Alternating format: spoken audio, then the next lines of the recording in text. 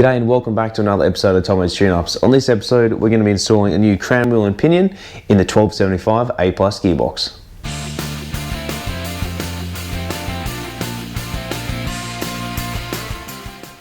Now, like always, don't forget to like and subscribe, as well as leave your comments in the section below for things that you want to see me do. So we're going to go ahead and remove the side cover first and then get through to the pinion. Then we're going to work our way to the crown wheel at the back of the gearbox.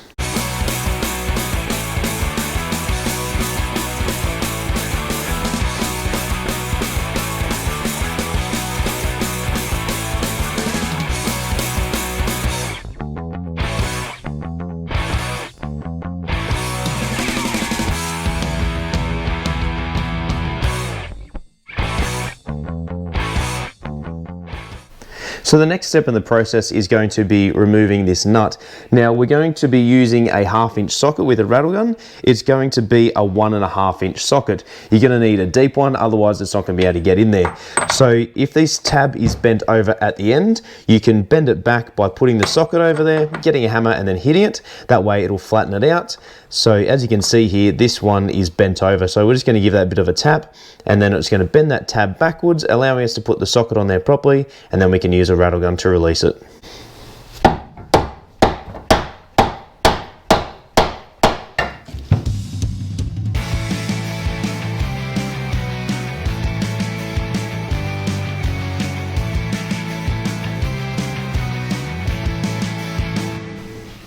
Here's Tomo's tech tip of the day. If you ever need to release a gear or a bearing or even a nut on a set of gears and you can't stop the gears from turning, get yourself a rag and jam it down between a couple of the gears. That way as it turns, it'll crush the rag, and that way it'll prevent the gearbox from turning. Therefore you can undo the nut.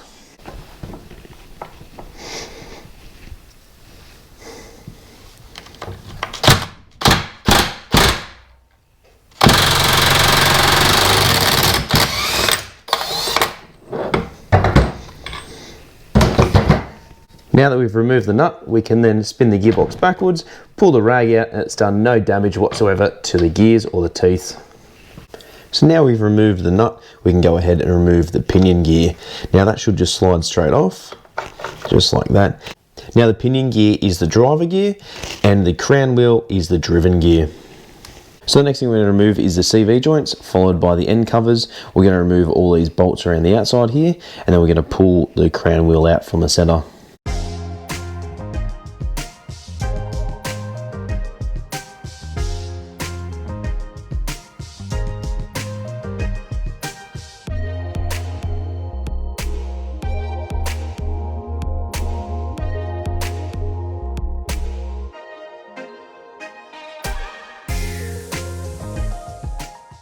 Okay, so the next thing we're going to do is start to remove these bolts here as well as these.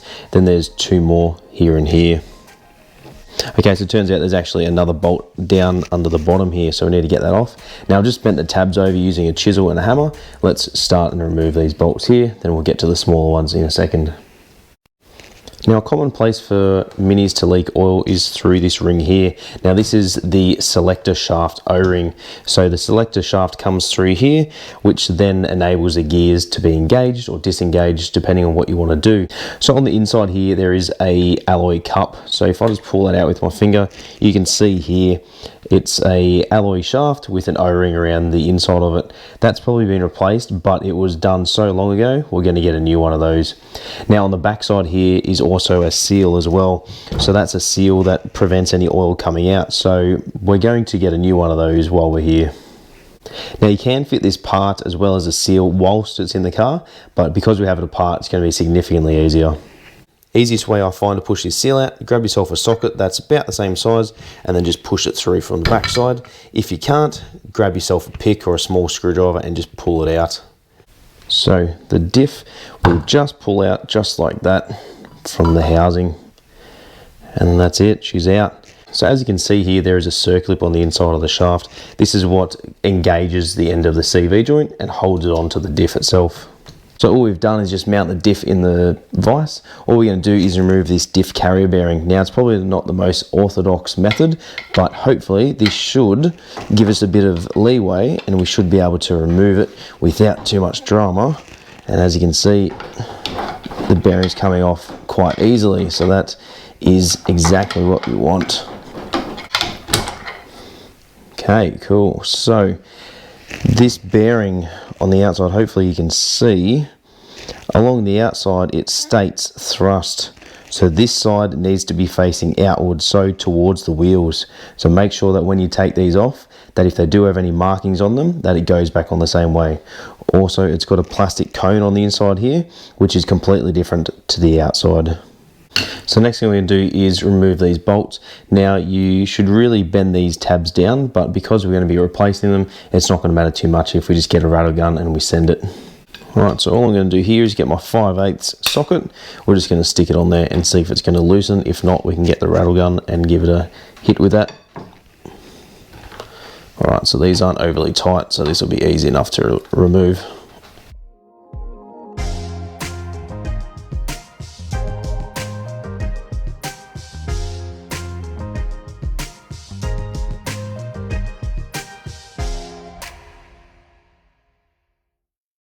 Okay, so now we have all the bolts out.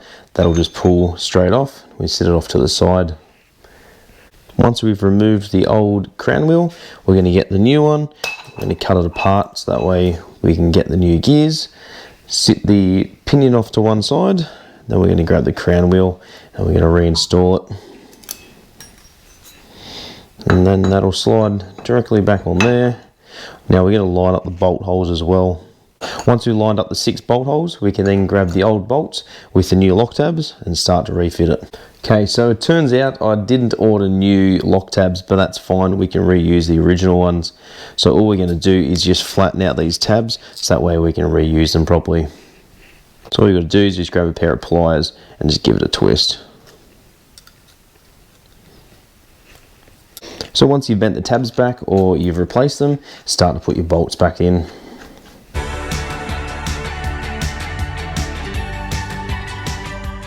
So once you've tightened them all by hand, time to grab the torque wrench and torque them up to the specific setting.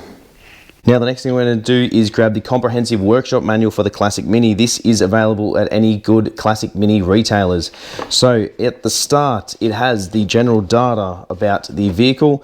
At the end of the section, it has the torque wrench settings. We want to use this as our Bible. So we're going to go over here to the final drive, the driven gear to differential cage, which is what we're tightening. We're going to go to 60 pound-feet. So we grab our torque wrench. This old girl has been with me since I was an apprentice, so that was at least 13 years ago I was an apprentice. So we're going to go and tighten up these bolts. Now you want to make sure that you do it in the sequence that you normally would a standard wheel nut.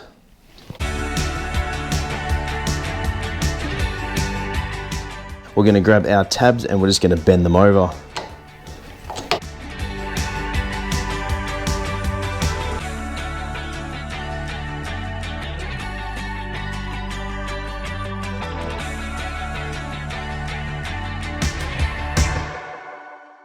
Now, like I was saying before, the bearing only goes one way, so the plastic cone section is going to go towards the inside of the diff.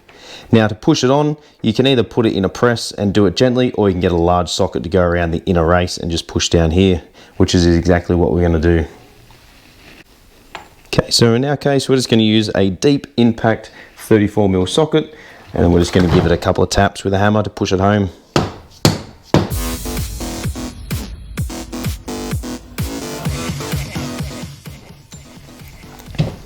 Now, like always, it'll change audibly with the sound that it makes when it goes home.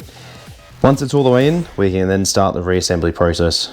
Okay, so going back to what we were talking about before with the mini book, this is our Bible. We've gone to the Synchromesh transmission chapter and we're going to be adjusting the preload on the diff. What we're going to be doing is installing a new gasket along with the side cover housing without the shims in there. We're then going to be measuring the gap, which is A right here. Hopefully you can see it. And that's going to give us how much preload we need to adjust. So the gap here needs to be between 0.2 and 0.23 of a millimeter. So we'll assemble this, measure it using some feeler gauges, and then we can adjust it accordingly with some shims. Now the old gasket will come off quite easily because the car hasn't been driven, it's only been sitting there, along with some extra sealant. I don't know who put that on there, but it looks pretty dodgy to me. And just grab the top one as well. Now make sure that you remove all of this gasket, because if you don't, it's not going to seal properly and then it's going to leak and then it's going to be a pain in the ass to do when it's inside the car. Okay, so now that we have the diff installed in the back of the gearbox, what we're going to be doing is assembling the right hand side cover plate along with the gasket, followed by the left hand side cover plate with the gasket. Now we want to be leaving the shims out of there for now. We're going to be measuring them to see what thicknesses we need and get the clearance to 0 between the bearing and the cover housing.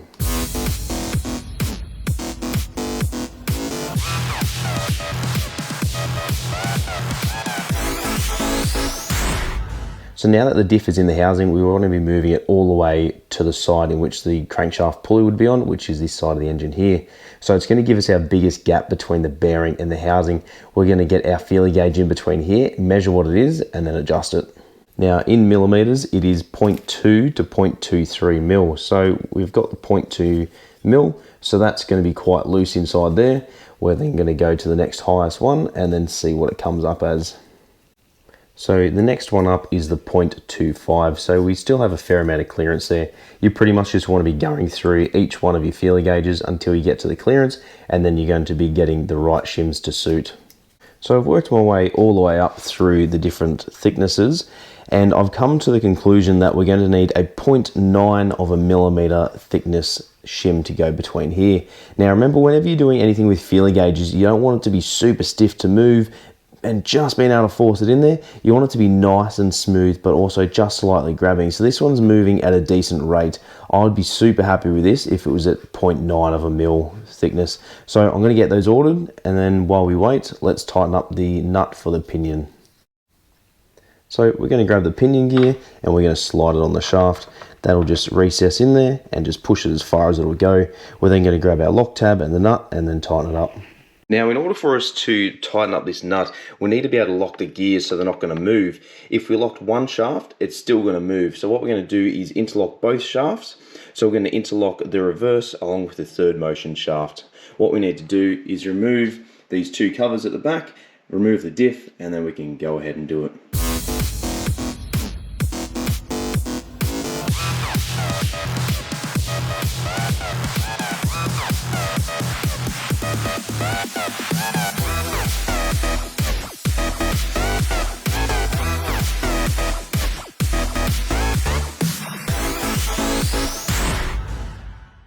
So this is your selector shaft here. This is what enables the gears to be engaged and disengaged. Now remember, inside here there was a spring and a ball as well. That's our detent ball, so that's what's going to hold the shaft in gear. So what we're going to do is just grab a magnet and we're going to apply it at the end. We're going to pull that shaft out. On the end of that shaft is the ball bearing. That is the detent right there. Now that the shaft is completely free, we can rotate it around. So we're going to put it in the position like that. So this knob here is at about the 11 o'clock position, and then we can go ahead and lock both shafts. We're going to slide the reverse gear across, so towards the side of the clutch. Then we're going to engage this gear here, and that's what's going to give us a gearbox being completely locked. We cannot turn it in either direction. So now we're going to grab our torque wrench and we're going to torque this up. So all we've done is just put our socket in there along with the torque wrench. I've got a pry bar on the other end of the gearbox. That way you can torque it up to the right setting, and that way the gearbox isn't going to move too much.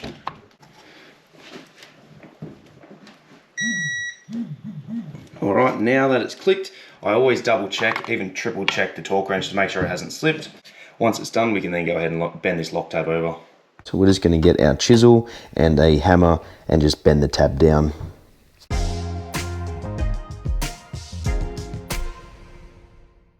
Now don't forget also that it is locked in 2 gears, so we need to disengage reverse gear and we also need to disengage first gear.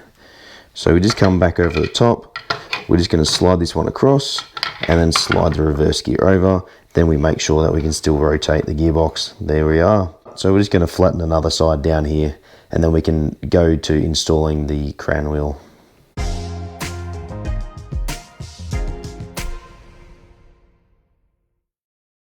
Don't forget also to realign the selector shaft. That way you can re-engage the gears down the track. So you want to slide it back to the position that it was in. That way it's still free to move. we can reinstall the detent and the spring on the side. Now don't forget as well, we need to put the detent, spring and ball back in along with the sleeve. So we're going to put the sleeve in first, followed by the ball. That'll slide straight in there, and then the spring as well. Now you want to make sure that it's all the way home, so that way the selector isn't able to jump out of gear like it was before. So we also have some parts we got from Carcraft. I'll put the number up on the screen just down here below. So in the kit is a rebuild kit for the gearbox. We are going to use the new seal that came in there, and we're going to replace it at the end where the detent spring is. So this is the seal that goes towards the end. So we're just going to change this one here. Grab yourself a small screwdriver or even a pick. Pry it out, move it off to the side. This one has a little bit of elastic left in there for some reason. We're just going to clean that out. We're going to get the new seal and then install it just like that. Once it's installed, you're then just going to grab a little bit of oil. There's some left in the gearbox. We're just going to use a little bit of that to lubricate it. We're just going to wipe off the excess. Now we can go to reassembling the diff. So the next thing we're also going to replace is the Pinion drive seal. Can be a little bit tricky to get out. Sometimes you can get lucky and just put a screwdriver in here and then it will pull straight out. Other times you need to put it in the vise and get a hammer and just hit it from the inside. So some of the seals come away, but not all of it. So let's put in the vise, see if we can get it out with a hammer. So put in the vise, give it a good couple of hits, hopefully it'll come out. You might have to get a drill bit just to remove the remaining of it. Okay, so I've upgraded to a punch and a steel hammer. Hopefully this should be able to drive it out far enough in order for us to replace it. There we go. So that's it there. You want to make sure that it all comes out. That's the cage around the outside of the seal. So it's all completely destroyed and that was definitely going to leak. So time to install a new one. So inside there, we're just going to give a little bit of a clean up. Just stick your finger in with a rag, wipe it around, make sure she's all Mickey Mouse before we install a new one. So once it's all clean, we're going to install a new seal. So it only goes one particular way. So the bottom edge of the seal, which is this bit around here, is going to face the bottom. So this is going to sit inside the gearbox. We're going to have our speedo cable coming from the top. So we want the sealing edge to be facing upwards. That'll just sit in here like this. And then you can generally just push it in with your hand. If you can't, you can just get a small socket and push it in there. We're just going to grab a 9mm socket and we're just going to push it in.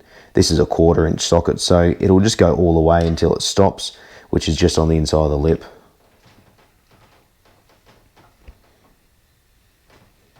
Once it comes to a stop, it's installed. Alright, so the next thing we're going to do is grab ourselves a rag. We're going to just clean up this surface here. If there's any oil or debris on there, we want to clean it up and make sure we remove any of it. So that way when we fit the new gearbox seal, it's going to actually seal properly. Now going back to what we've used in previous episodes, we're going to be using a bit of aviation former gasket. So you just want to be using a little bit on this. We're going to apply a little bit to the gearbox surface and then we're going to apply the seal. Then we're going to put a little bit more on there. That way it's going to seal completely. So all you do is just paint it on like you would your nails, or if you're doing some touch-up paint, I guess.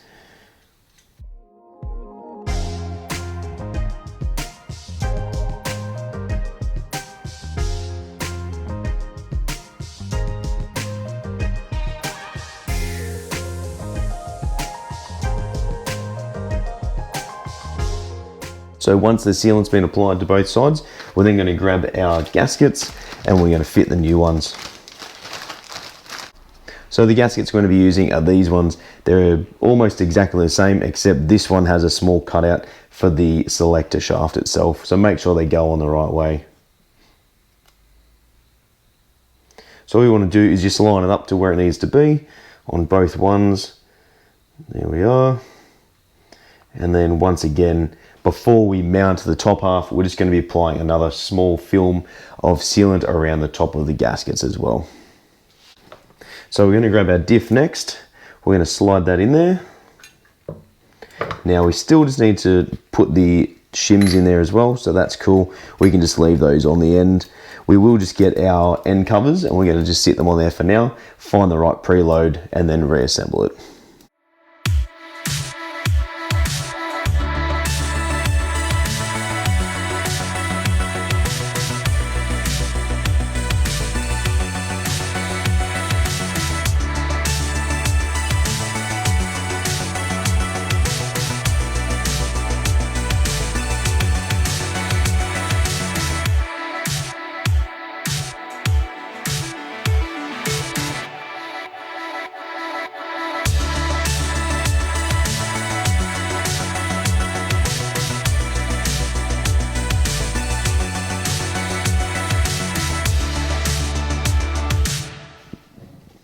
Make sure as well that you're just nipping up the bolts, you're not actually tightening them properly.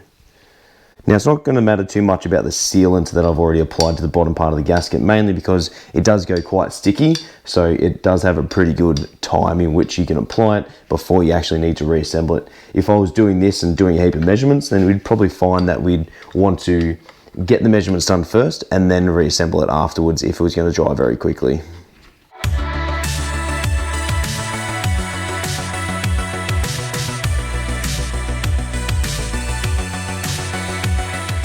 Now that we got the diff reassembled back in there, we can take this end cover back off. We can apply the shims that we need, which is going to be a 16th thou shim. We can then reinstall it, make sure there's zero tolerance, and then start the reassembly process.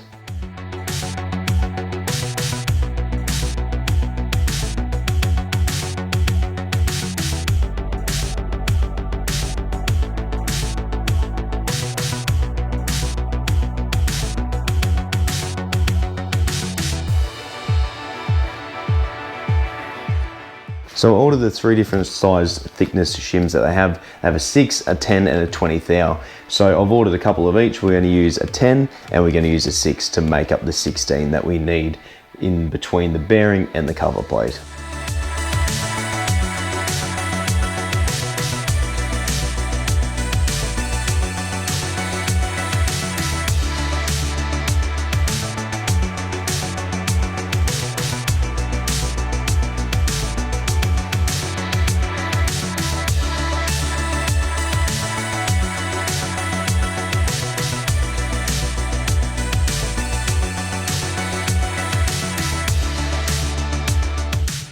So now we've reinstalled the cover after fitting the new shim. We're going to grab a 6 thou feeler gauge and we're just going to try to fit that in there. Because it needs to be 0, if we can't get a 6 in there, then we know we've adjusted to the right setting.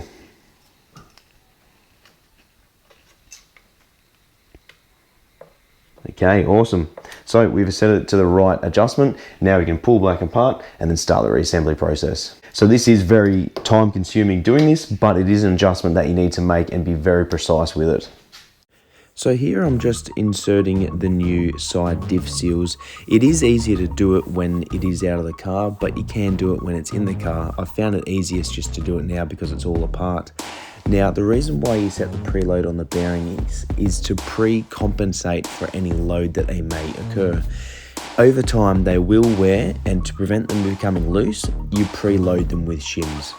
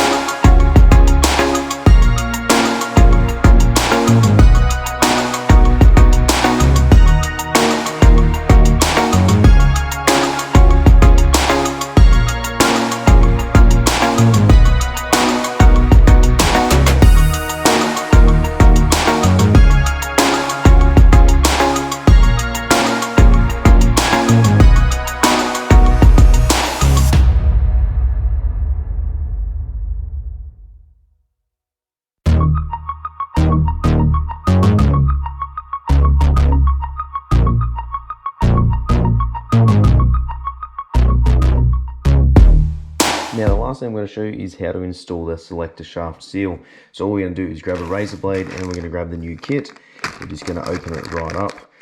Now, it does come with a few different parts. What we want to be doing is getting the silver sleeve, which is made of aluminium or alloy or aluminum, as you Americans call it. We're going to be fitting the seal all the way around the side. Now, you want to get a little bit of oil on that and just lubricate it just a little bit. So once we've greased it, we are then going to slide it straight into the housing here. Now, you want to push that in as far as it will go.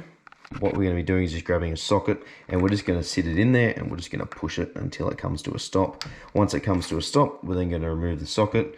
We are then going to grab our seal. So the outer lip has a outward facing lip on it like this. That's going to be facing outwards. The garter ring around the inside is going to be facing the inside. So that's just going to sit directly over there as well. That will slide directly over the shaft. Grab your socket once again, and then just give it a push until it comes to a stop. Once it's then come to a stop, it's seated. So just run your finger around the outside, make sure it's seated all the way home, and then that'll slide directly on there. Now, once you get the sleeve that goes over here, in order to attach your selector mechanism, that boot will seat up against here because it is on a bit of a concertina spring. And then that's it. So that's it, guys. That's how you replace and upgrade the differential and pinion on your classic Mini. Don't forget to make sure that you shim the outside of the bearing for the diff carrier. So it goes on the side of the crankshaft pulley, which sits on this side of the engine. So where the timing cover sits, make sure that it has a 0 tolerance. If there's anything else in there, make sure you shim it until it has a 0 tolerance whatsoever. Make sure you torque up the bolts as much as you can, especially the nut for the pinion on the inside of the gearbox. Now, this pinion will actually give a better top speed. So with a higher top speed, you're going to lose bottom end, and same with top end. If you want a really good off the line car, you can change the diff and you'll get a different gear ratio. So your acceleration will be really good, but you'll get to your top speed quite quickly and you'll run out of puff. So it's important to find the right balance. If you're doing a lot of long drives and long distance driving, then this is probably the upgrade for you. This is going to increase the overall top speed and lower the revs at a higher speed. So thanks heaps for watching, guys. Fingers crossed we're out of lockdown soon in New South Wales. I've been double jabbed. It'd be good to know that we can go back to somewhat of a normal life sometime soon. Really exciting episode coming up next. I'm not sure if you've seen, but in the background, we got the pistons, we got the rings. We've pretty much got everything to start the rebuild on the A+ 1275 engine. So until then, guys, stay COVID safe, and we'll see you next time on an episode of Tomo's Tune-Ups.